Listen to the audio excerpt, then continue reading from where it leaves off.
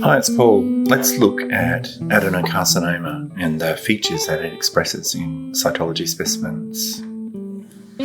We'll look at examples from lymph node, but most of these features are applicable to metastatic adenocarcinomas in any site, pretty much in cytology. So this is the most common metastasis seen in cytologic specimens, as well as being the primary tumour in many sites. We'll look at the usual features, starting with arrangement. And the classic arrangement of adenocarcinomas are cohesive groups, and they vary from three-dimensional balls to acini or microacini rosettes, crowded honeycomb-type sheets. And in addition, another feature that's characteristic is mucin, either in vacuoles in the cells or even in the background when there's a well-differentiated tumour. Here's an example, and you can see even at low power on this specimen that has a lot of blood in it, that there are cohesive groups of epithelial cells. And so we're dealing most likely with a adenocarcinoma or some other type of carcinoma. You can see there's some little groups, and these are background lymphocytes, the single cells mostly. But most of the epithelial cells, the tumour cells, are looking quite cohesive. This is another area of the slide, and you can see they're forming these balls of cells that seem organised and quite cohesive, so they're holding together. Often you'll see them like this.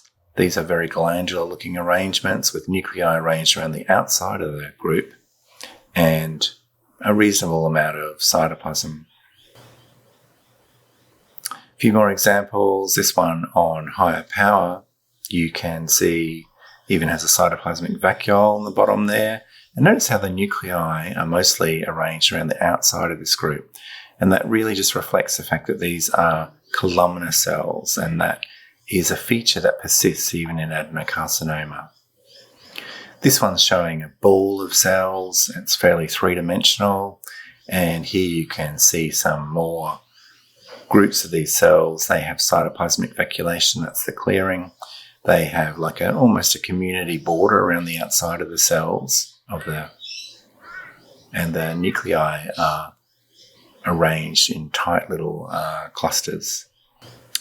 Just an example on the PAP of another group, and you can see there can be quite a bit of depth of focus on focusing up and down through this group. And you can see it's several layers deep, and that's characteristic of adenocarcinoma sort of balls sometimes. This is a classic glandular arrangement in a diff-quick stain slide. See how the nuclei are pretty much arranged around the outside of this group, and it has a scalloped but fairly smooth community border. This one much the same. In fact, even a better example, you can see the columnar shape to the cells with the nucleus out on the edge. And these are classic rosettes or microacini that are typical of adenocarcinoma.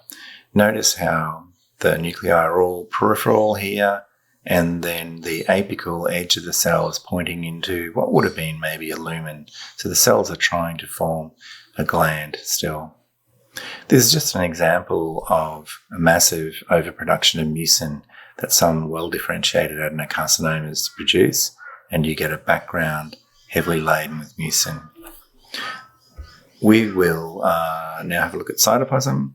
So most adenocarcinomas have a fair amount of cytoplasm, and it's usually vacuolated in some fashion. So that might be just granular, as in small foamy vacuoles, or they might be large, hard-edged, secretory type vacuoles. Often, but not always, this is mucin, and so mucin stains can be helpful sometimes. And the cells generally show that real columnar shape, even though they're malignant, or maybe a cuboidal shape if they're more from a sort of a ductal type adenocarcinoma. Another example with some groups of cells These ones are showing quite fine vacuolation on the diff-quick stain. You can see just little punched out clearings in the cytoplasm. And so this is more what I would call sort of punctate vacuoles, more cells. Notice here you can see the columnar shape to the cells as well. So that small little group, you can see the long polarized nuclei and the long tails of cytoplasm on these.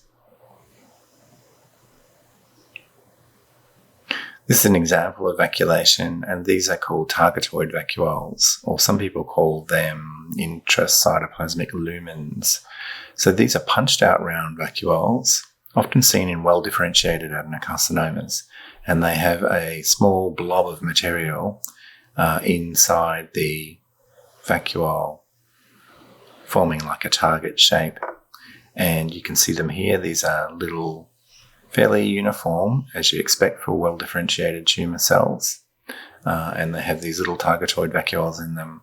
This can be a useful feature to identify that this is an adenocarcinoma and not something else that would produce a plasmacytoid cell.